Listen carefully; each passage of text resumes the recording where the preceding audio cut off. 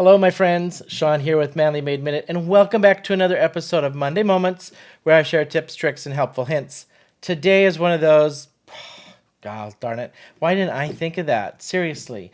So, the advantages of crafting with friends. I had a crafty Saturday this past weekend with my friends Colette and Sandy. Had the most wonderful time. So, obviously, just hanging with friends and crafting is a bonus. However, you get lots of tricks from those that have been doing it for a while. They do cards different than you do, and we are sharing just different things. And Colette shared this one with me where I'm like, I need to do that for one to have and for another video. So here we are. Get out your embossing folders, and we're going to just do a little something with these embossing folders as a little tip, trick, and helpful hint. So you're going to need a little ring to put these in a binder kind of thing, and I'm going to show you what we're talking about. Before I head to that down camera, don't forget to hit that like and subscribe button. Would love to have you follow me here on YouTube and Instagram. Give me that thumbs up if you like what I'm doing. All right, let's just show you what Colette had shown me. So I got out my embossing folders. I still have these. This isn't all of them, but it's almost all of them. So I've got my Simon Says stamp. I've got some Gina K's. I've got my little cheapies here that I bought when I very first started doing cards. So I'm going to do it with all of these. But here's what you do. Cut yourself some 4 1/4 by 5 1/2. So you're going to cut that 8 1/2 by 11 sheet of paper in 4. You don't need to, it's not layering, we're just having these for samples, okay? That's all we're going to do. So get out those embossing folders, and this is what you're going to do. You're going to run a card panel through each one of your embossing folders.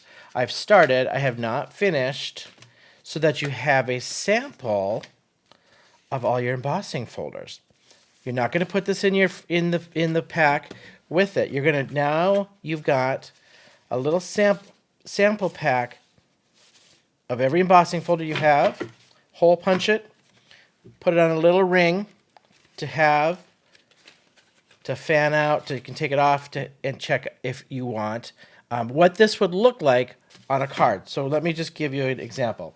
Let's just say I have this card front right here, that this little piece that I was going to put on my card front, and I'm like, I want to do an embossing folder behind it, but I don't know what it'll look like. So if I just say I grab this one, and what I'm going to do is I'm going to put a little label on the back of these and name it. So like, Simon Says stamp, and then whatever the name of it is. So I'm going to look and go, okay, would this one look good with my floral element? And then I can kind of look at the card. I'm not sure. Oh, maybe a basket weave would go great with this card. So then I'm going to put that on the back. So now I have a little template that I can check to see. And sorry, the white doesn't pick up great on camera.